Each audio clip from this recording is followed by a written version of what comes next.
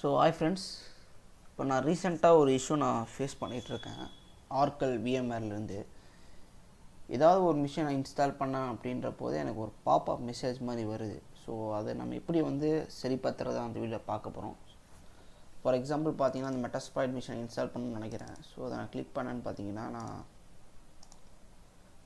எனக்கு ஒரு pop-up message வரும். இப்போ பார்த்தீங்கன்னா இது மாதிரி என்ன ஏதோ ஒரு டெர்மினலில் என்ன இந்த சிஎம்டியில் போய் இந்தமாதிரி கமாண்டு ட்ரை பண்ணி நான் இதை ட்ரை பண்ணி பார்த்துட்டேன்.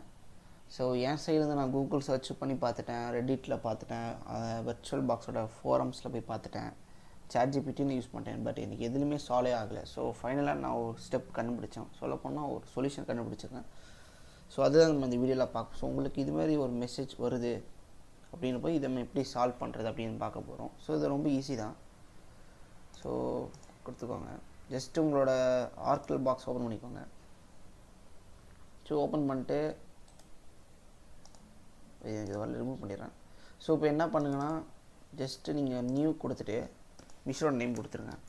மெட்டாஸ்ப்ளாய்ட்னு எக்ஸ்ப்ளாய்டபிள் மெட்டாஸ்ப்ளாய்ட் 2 கொடுத்துக்கிறேன். ஸோ நீங்கள் எந்த ஃபோல்டரில் இன்ஸ்டால் பண்ணுமோ அந்த ஃபோல்டரை நீங்கள் செலக்ட் பண்ணிக்கோங்க. நான் சி ட்ரைவில்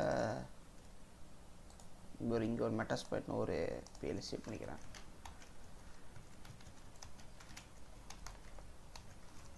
ஸோ இந்த ஃபோல்டரை நான் அதை சேவ் பண்ணிக்கிறேன் அந்த மிஷினை. ஸோ இப்போதைக்கு எனக்கு iOS ஃபைல் இல்லை. ஸோ இது லினக்ஸ் ஆப்ரேட்டிங் சிஸ்டம். ஸோ இது டிபிஎனில் வெர்ஷன் 12 நம்ம வச்சுக்கலாம். லேட்டஸ்ட் வெர்ஷன் டிபிஎன் 64 பிட் வச்சுக்கலாம். நெக்ஸ்ட் நான் கொடுத்துட்றேன். ஸோ ரேம் நமக்கு ஒரு கமன் இன்டர்ஃபேஸ்னால நம்மளுக்கு கொஞ்சம் ரேமே போதும். ஸோ ஸ்டோரேஜ் நம்மளுக்கு அவ்வளோ பெருசாக தேவையில்லை. ஒரு 5 நான் வச்சுக்கிறேன். நெக்ஸ்ட் கொடுத்துட்றேன். ஸோ இப்போ நான் இதை ரைட் கிளிக் பண்ணிக்கோங்க. ஸோ செட்டிங்ஸில் போயிட்டு ஜஸ்ட் அதோட இமேஜ் ஃபைலாக பார்த்து நம்ம கொடுத்தா மட்டும் போதும்.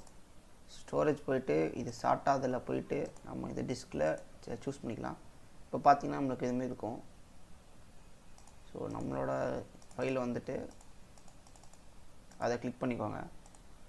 ஸோ ஒன்ஸ் கிளிக் பண்ணதுக்கப்புறம் நீங்கள் நெக்ஸ்ட் ஓகே கொடுத்துட்டு ஜஸ்ட் ரன் பண்ணி பாருங்கள். உங்களுக்கு கண்டிப்பாக அந்த ப்ராப்ளம் சால்வ் ஆயிரும். ஸோ உங்களுக்கு இன்ஸ்டால் பண்ணிடலாம். ஸோ பார்ப்போம். ஆனால் வேறு என்ன.